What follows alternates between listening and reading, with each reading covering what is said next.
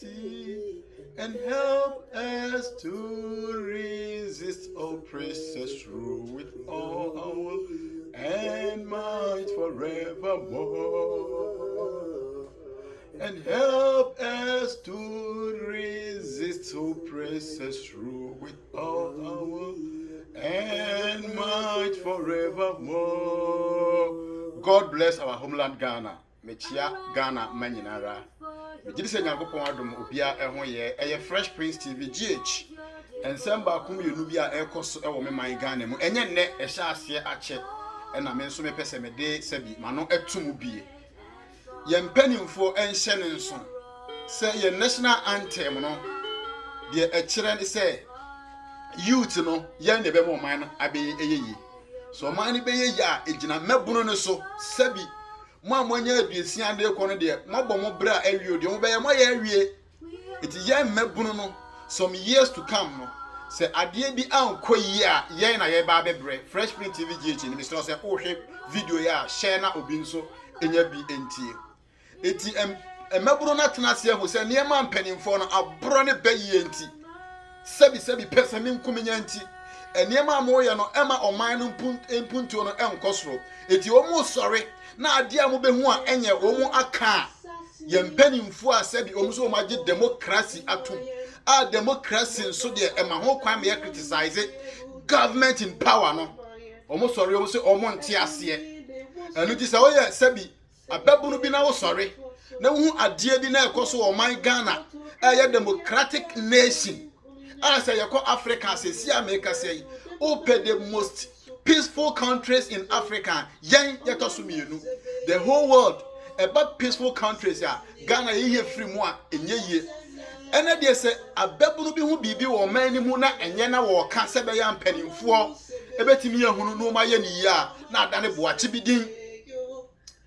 Ye papa nom ye nuanom ye wo famo a mudi wo man nanim ti nia mo ye wo man mu eye. Die minim ni se enka wo ye panyini ne ade bibi ahye won sa sabi na wonnim hom nim de anase wonhu se bibi se na wo bi ehu abeka a kire no eye boa no wo boa wo ama wudwumadie na ye dai akoyie sanse baabi atokuro wo no no atua ho se ebasa wangasa no ebeboa wo se ni monyam no eye ekoyie a wana ekoma wo se ni monyam ba wa ade a wo ye mu a wangasa ena eba ema wo din ena ye bebo etika mo mane nyama ho se enne ye youth emabunu no asori na sabi eniema enye eniema enkoyie e wo man mu no wo de ba out na nka sabi president one wa pamfo mo behunu na nka ma fixe na ayeye nanso ede na ekọ se wo ya abrantie ana wo ya ababunu bi na nyame emwa ne ko hu bibi na beka ya hwe ya de beti biem no na ye ebro anasa ye threaten wo utra ye nyimpa wo de won kwa ene betwa so o man ben mu na ye te sesi ayi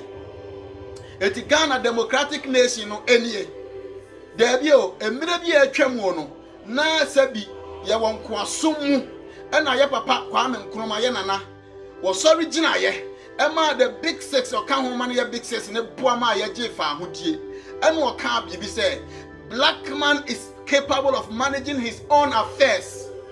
Eti ka ye black man awa wo manage wo man de e ka be hunu wo ma no sabi o ma hi ade na wa ya ma wo mu nanso em kosa sesei se wo ye bebunu no wan hwe yie wa no kopa na se ankoye ama aban a wote so a wanya asem ana no na metie interview bi eye papa Captain Smart ena na interview abrantie bia wo ye teacher ni na sabi ni area wo MP we sitting MP ebedwa nanum se waye we na brantia no ba out wo WhatsApp group bi so beka ase there bi papa ade we nya na wo ye yenti menye animonyam ne ma wo ho asema brantia yi ka ye nyina ni nsem na wo ka ye no ntino sesei ye threaten no a sesei yetimi nante kɔ ne fie kɔma ne maame wo ne se wo ba no wo hwɛ yie ama afede ne kura no police mpanimfo sabi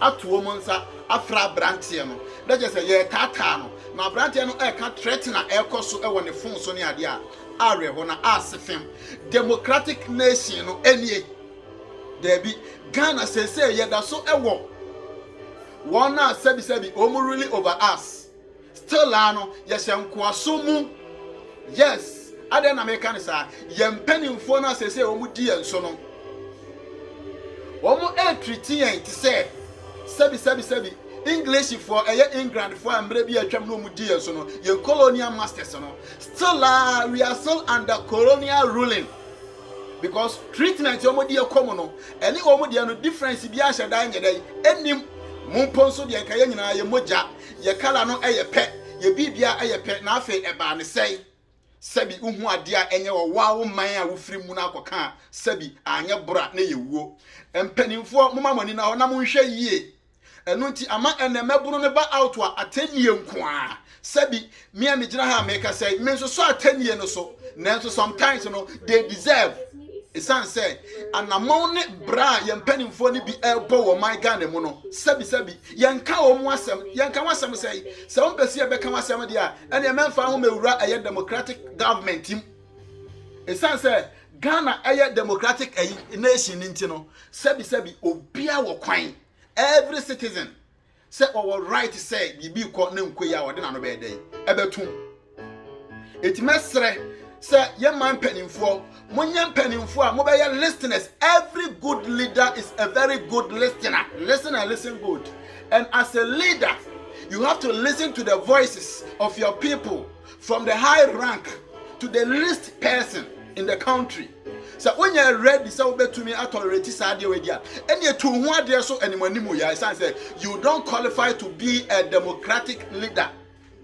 Yansha sebi adwira asem areho semu a esi ho areho na asefim abranche a wasiso asebi wahya ase eye ne busua wawo maako enum a wo yire a wo hwe busua odidi mani eka abusua so sabi esanse wo hu no kre na ode ba abontinti abonefuo bi atimi akobo no agye ne nkwa afire ne nsem ya oman beni democratic nation Ghana dabi Kwame Nkrumah Ghana oja ne ho ni Professor Atamils Ghana oja ne ho eni the peaceful country Africa yetoso mienu pa eni oman panyini Nana Adodankwa Akufo-Addo and someone else you say ya mawuji wo mu a enye yie yeti be nyudi mfrim esan say you are the captain, you are the first gentleman of the state now, so if anything goes wrong say bibi anko yie a wo wudi ne bebo esan say staniama ko yie na wofiri so a wudi ne bebo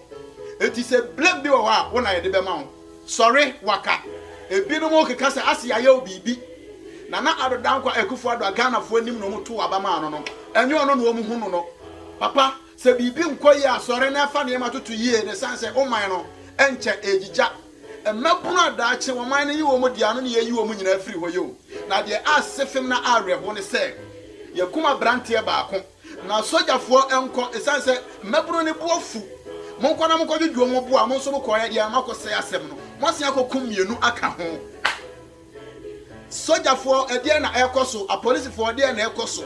A kamomo koyano, and none set a mabunani buofono, and omu deserve so efu.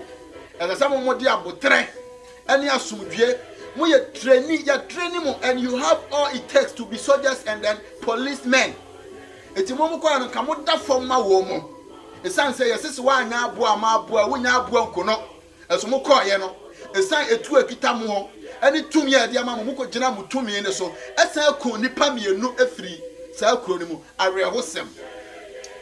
And penny for Muntina Mutini, Musara Munania, as our mind Ghana, and your mind be a sebi.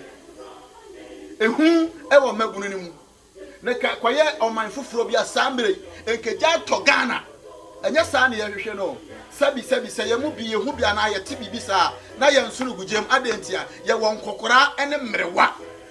Ya wo mofra ya wa penfo wo munti ena ya na binum eni abra wo musuo sabi bibisi e wo penfo bia wo nyem boso me nkron boso me watwe area obi atumrika agye na obeye akokora wo sedem agye so wo wisa ensuo ansa na wanom sabi bi ko sisesi agye na obeye montwa mani ngohwe Somalia Angola eni ne yakeka ho eniema esi wo ho na are ho na asefem eti montana ho ama saa niema we bi abesi oman Ghana mu Nana Adodankwa Akufo-Addo woni wo security mpanimfo no monsori waka na momfa ne emengugu na akwamu yesan say emebunu ne kasa omu deserve so omu kasa. They have done no wrong. Say woman who are dear enya womoka. Sabi obi ayemrashe bedwamuni. What is it? Abebunu bi kasa say fix the country and the bofu. Obeba betena radio so no adi atem. Ye frɛ obi abronye sabi. Sa wo hwe papa betena radio so de wi obesi adi atem aka nsam a kyerɛ nipa areho. Eni die mu ano. Enya atenie ntini ye de oman ne hyɛ mu nsaw. You came out to say you have the men and you have all it takes to manage Ghana. Any other Ghana amawo. Eti men na wo no omo ne anoya afoi. Say the IGP mpona bibi besi no obi koka na ne boafu. This year na ne boafu kire say mo de ye mo kyam so. Da bi o say mo mpese ye bebo mo kyam so de amon ko kyekere mo man. Na mo nya no autocratic nation. Na mo rule ma de. If say mo continue say Ghana na mo bebu de ne da ne da nyina no emebo ne temamufo papafo no. Sabi. One now, when we are concerned citizens, they will talk and talk again. It won't prepare if you guys are not ready to face the country. If you guys are not ready to put things in place, the youth are ready to talk. And they are going to talk without holding guns. Omo di woman no be kasa. Se omo kasa muntie sabi and ke ba woni mo no na na do dan kwa I am expecting say omo start e kan se mu ka be ba out. Mo be kan kire mebunu ni say adwobrɛwo be seremo ne amo kan nyina mate na mo papa ana mo nana me go niema so mo ma ye mre bibia be ye san say e de mre bebre na ase wo man no yetimi fa one day mpe enfixe ye say anu ye brewo no esankra ebufuo na so papa wo bunu agu na so asif say wanye dey wonte ye ye mpanimfo no asif so mo nte do beba out nso ba obedi atem sabi enya saa na ye man Ghana tie ewuwu no adroso policefo ekum temamufo na temamufo nso ekum policefo ensuo to eyire eku nipa ka esi lorry kwan so a enkoduru na eku nipa we mu ne pese as a president, as the first gentleman of the state. What they were nine esi ho na we ye na o man no ye ho eto ye yenka se bi fasika be hye ye mbotomo dabi yenka se ma we yire Rebecca enwo fufuo ne sori no pa ya kwagye di dabi ye sika na ye dia ma no ene ye se faye bibi faye akwan no ema ye hospitals faye ma ye schools faye ma so e dey wrong ene ya ye se ye nye ya ye beka aye koka na no ye bu ye kuyen empanifo ye se sebi asopa wo hwei enkyere asem ete megiri se bebre na mate na me video ani die ma se won saka bia shema ne nkwa akiri na empanifo no entibi na wo mu hu ne enti a sebi emebunu no asori a wo mu ani abere de ye hia ne se momfa no ye ma engugu na kwam momma mbara enya adwuma momfa buo matemamufo ne sanse mummu temamufo no edurumbre bi na masori ne nam pache wo se ye nto abamamo sometimes mitimi si ehu na na adodan kwa ekufuado owo baabi obi didi ana ne nsasim na odibi ebitimi kwaje wo ma na omu ofufuo so mo conform to that extent because you need power na mo benya wie na adete na sa form na mo koye no mo nkosa form no a na mo ne oman ma no entena somdue mu na mo hamrante no doto mo mamrante no etete o mo ha esan se ekom de won ani abere ni ya ya ne se wakwa university awie ni wanya first class na so wonya adwuma nye first class paper ye kekare mon sorry esan se your national anthem no say we are all involved one can say it's for only the leaders as far as say we are all involved yet our national anthem ni dey ye bekoso ahama bebia enye no ekosi se enema ebeye yie eni die ma se we ye panyini ye de dwumadie bi ahya won sa hyase enedai se de se we ye no obeye je dimpato ho menya dimbone ento ho obi ba be ye bi but se Accra Greater Accra minister wo bo adwuma ye bo ne din kama ne fa eyo wo so ya Ashanti regional minister we are central regional minister we are Bron Ahafo regional minister wo so pebra bi bo ye bibi na daache okwa ya bodin ne kan hu se emre wo hoi ye ni enkaso bibiara e wo ne mre no condition is permanent eti wo ye bibia je ni ye na daache uni wa ya bodimpa na onana no nso abenya saa din ne so agina e de anya baby papa agina bedam ase echia mo eni die ma me so say TV station or call YouTube channel na eye Fresh Prince TV GH me so share ma enipa bebre hwe e ma ne nkosi fa comment ebra like na nyakopon enye wadom obi biara obesey ni data no onyame enhye na nemo mechia Ghana fo nyina I salute you. I love Ghana. I am a proud Ghanaian. Stay blessed. Until we meet again. Mesro said, dear we biano, shawuye, the sense of my Ghana. Emu aye you to know my nyai atemdidie, the son said, atemdidie can never fix the country. Umayam fa dear say woman emra out. Na yen chile woman, the quayon befaswa, ombe. The deal said, eno enebebwa. I salute you all. I love you. Nemo monkoso na mon hama wo mo. Monkoso na mon kano kre enchiro mo. Monkoso na mon chiro mo ekwanpa no na wo mo emfa so. Leba sa oman Ghana ebetumpon. Oman Ghana ye yi a meni beje sa na won so weni ebeje. Stay blessed. Bye bye.